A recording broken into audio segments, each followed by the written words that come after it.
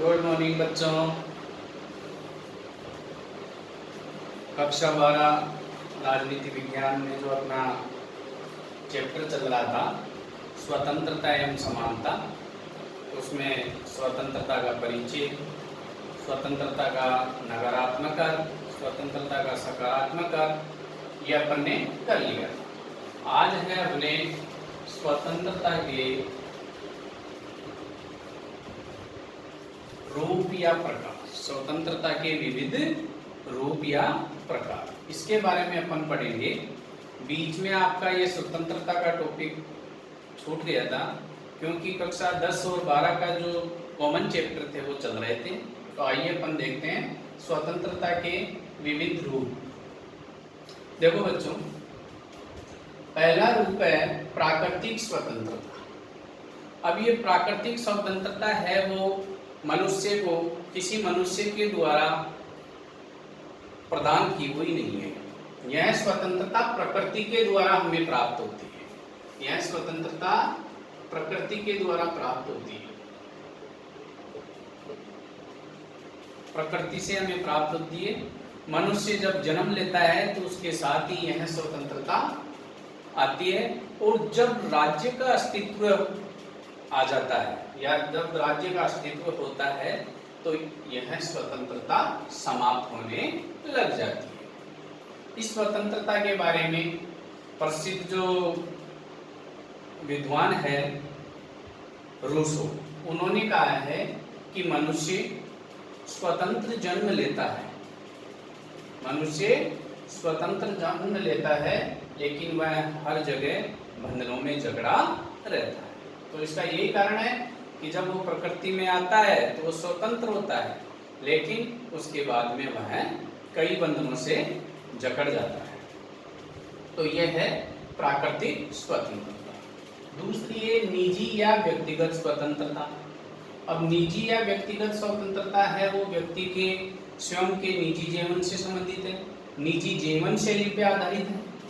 इसमें उसको विचार है, उसका भाषण है, रहन सहन है, वेशभूषा है, उसको ये कार्य करने की बिल्कुल छूट होती है, लेकिन उन पे कुछ उचित प्रतिबंध भी होता है। निजी स्वतंत्रता जो है या व्यक्तिगत स्वतंत्रता है, इसमें इसका जब समाज पे प्रभाव पड़ने लग जाता है, निजी या व्यक्तिगत स्वतंत्रता का जब समाज पे प्रभाव पड़ने लग जाता है तो इसके ऊपर प्रतिबंध लगाना आवश्यक हो जाता है।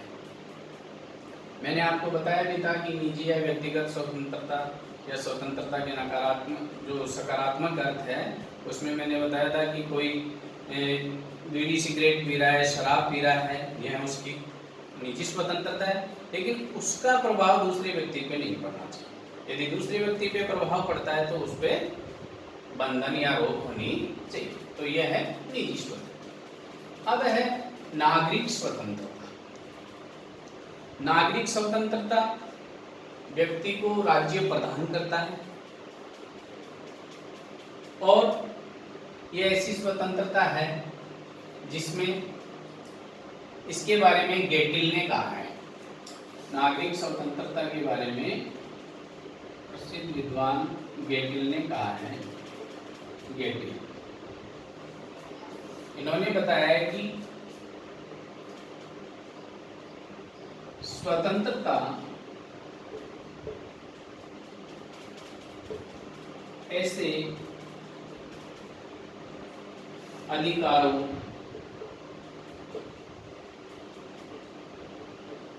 एवं विशेषाधिकारों को कहते हैं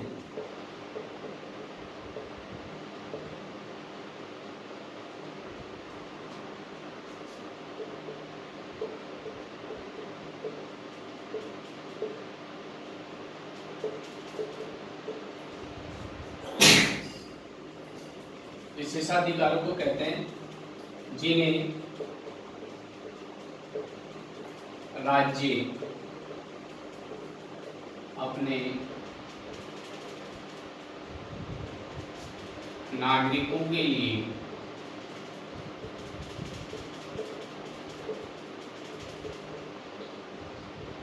उत्पन्न करता है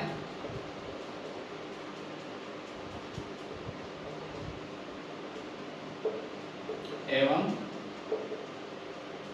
रक्षा करता है।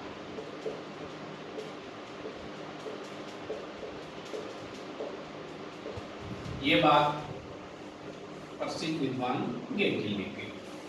तो ये हम नागरिक स्वतंत्रता के बारे में, राज्य के द्वारा व्यक्ति को प्रदान की जाती है, वहाँ की उस देश में रहने की है नागरिकता प्रदान की जाती है। कहने का मतलब है कि जो स्वतंत्रता व्यक्ति को राज्य के द्वारा प्रदान की गई, समाज उसे स्वीकार करता है, समाज उसको स्वीकार करता है, राज्य उसको मान्यता देता है। तो ये नागरिक स्वतंत्रता।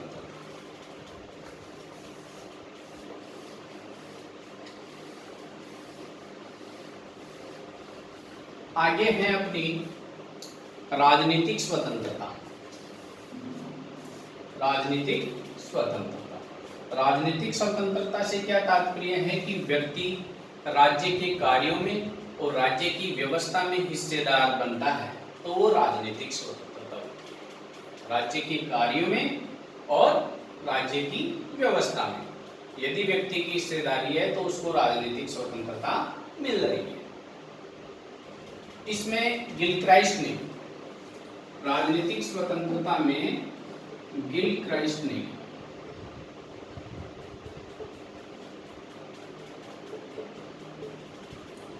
इन्होंने राजनीतिक स्वतंत्रता को लोकतंत्र का दूसरा नाम दिया है।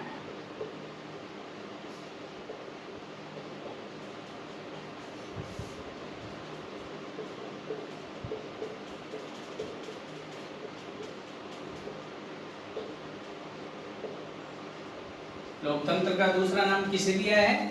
राजनीतिक स्वतंत्रता। गिलक्राइस्ट। राजनीतिक स्वतंत्रता में और क्या होता है? व्यक्ति को मतदान करने का अधिकार, चुनाव में खड़े होने का अधिकार मिलता है, सार्वजनिक पद प्राप्त करने का अधिकार मिलता है। तो ये सभी कार्य राजनीतिक स्वतंत्रता में आते हैं।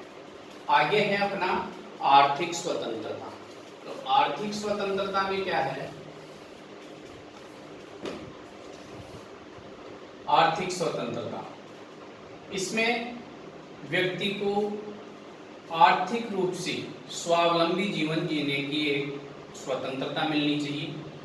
उसके साथ जो शोषण होता है उसमें कमी होनी चाहिए। गरीबी अमीरी की जो खाई है वो कम करनी चाहिए। उसको रोजगार, समान कार्य के लिए समान वेतन मिले, रोजगार मिले,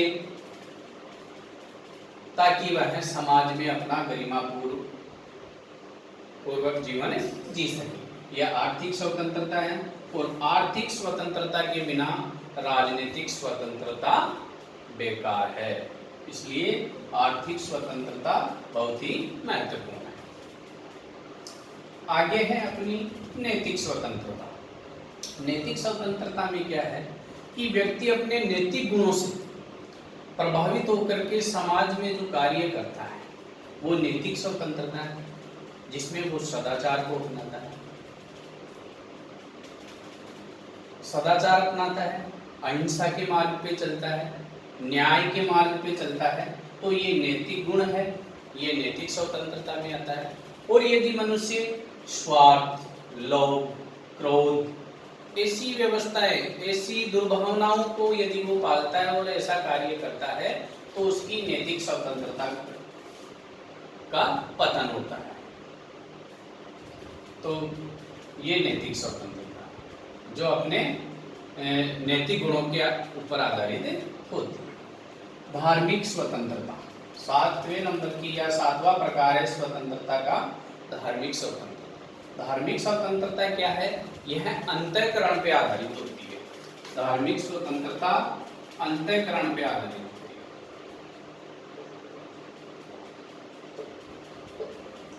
है। इसमें क्या होता है कि व्यक्ति अपने अंतःकरण से किसी भी धर्म को अपना सकता है, अपनाए हुए धर्म को त्याग सकता है, उसका प्रचार प्रसार कर सकता है।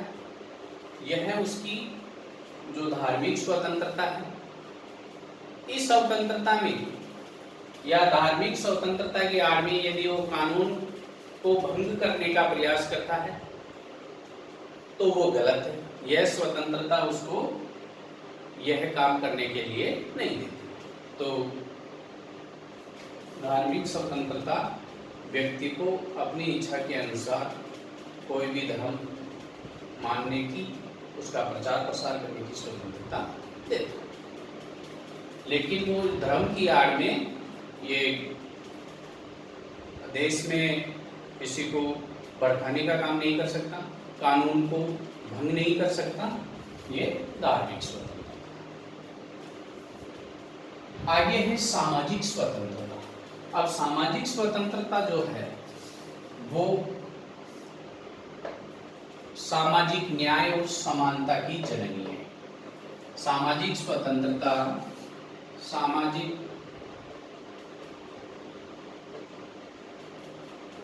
समानता व न्याय की जननी। सामाजिक स्वतंत्रता सामाजिक समानता और न्याय की जननी है। इसमें यह होता है कि किसी भी व्यक्ति के साथ धर्म, जाति, लिंग, वर्ण, भाषा, रहन सहन आदि के आधार पर भेदभाव नहीं होना चाहिए। तो वह सामाजिक स्वतंत्रता में आता है। व्यक्ति समाज में अपना सम्मानजनक जीवन जी सके, वो सामाजिक स्वतंत्रता में आता है। अपने भारत के संविधान में जो समानता का अधिकार है वो सामाजिक जो स्वतंत्रता है उसका पोषक है। ये सामाजिक स्वतंत्रता हो गई। आगे है राष्ट्रीय स्वतंत्रता। अब राष्ट्रीय स्वतंत्रता की अपन बात करते हैं। राष्ट्रीय स्वतंत्रता क्या होती है? राष्ट्रीय स्वतंत्रता में जो देश या जो राष्ट्र संप्रभु बन जाता है,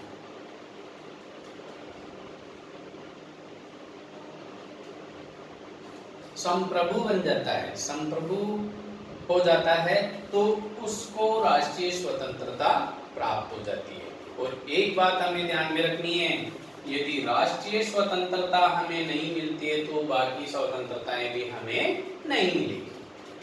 कैसे? कि राष्ट्रीय स्वतंत्रता में राष्ट्र यदि संप्रभु, संप्रभु का मतलब है कि अपने देश के ऊपर किसी दूसरे देश का आदेश नहीं चले। अपने देश में हम आंतरिक एवं बाह्य मामलों में संप्रभु हो, निर्णय लेने वाले हो, दूसरे देशों का आदेश अपने ऊपर नहीं चले, वो ही संप्रभुता है और वो राष्ट्रीय स्वतंत्रता के अंतर्गत आती है। राष्ट्रीय स्वतंत्रता का सबसे बड़ा दुश्मन है, राष्ट्रीय स्वतंत्रता का दुश्मन या अपन कह सकते हैं शत्रु, और वो है उपनिवेशवाद या उपनिवेश।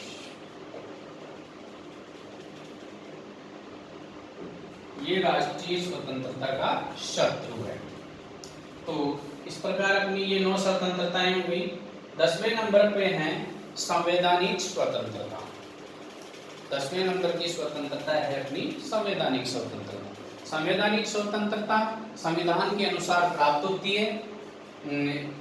जैसे मूल अधिकारों के रूप में नागरिकों को स्वतंत्रताएं मिलती है, मूल अधिकार प्राप्त होता है। यदि उनका हनन होता है तो जो न्यायालय हैं, सर्वोच्च न्यायालय, उच्च न्यायालय, वो रिट जारी करते हैं, मूल अधिकारों को के हनन को रोकते हैं। तो सर्वोच्च न्यायालय अनुच्छेद 32 के अनुसार उनका मूल अधिकारों का संरक्षण करता है, रक्षा करता है, और उच्च न्यायालय अनुच्छेद 226 के तहत ये रिटें जारी करते हैं। तो ये संवैधानिक स्वतंत्रता और संवैधानिक स्वतंत्रता में एक चीज मुख्य है कि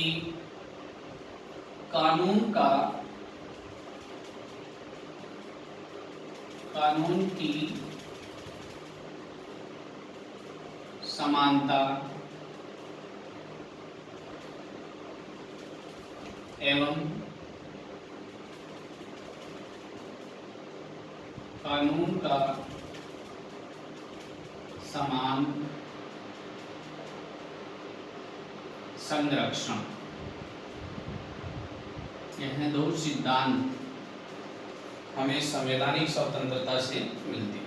कानून की समानता का मतलब है कि कानून की नज़र में सभी लोग देश में निवास करने वाले समान है, किसी के साथ किसी प्रकार का भेदभाव नहीं होगा। कितने ही पद पे बैठा हुआ व्यक्ति यदि किसी प्रकार का अपराध करता है तो उसको भी वही सजा मिलनी है, जो कोई आम नागरिक वैसा अपराध करता है तो उसको भी वही सजा मिलती है। तो सभी को समान प्रकार से संरक्षण प्राप्त है और कानून की समानता प्राप्त। तो ये इस प्रकार स्वतंत्रता के विविध रूप या प्रकार में अपन ने 10 प्रकार की स्वतंत्रताएं पढ़ी। तो आज इतना ही। जय हिंद, जय भारत।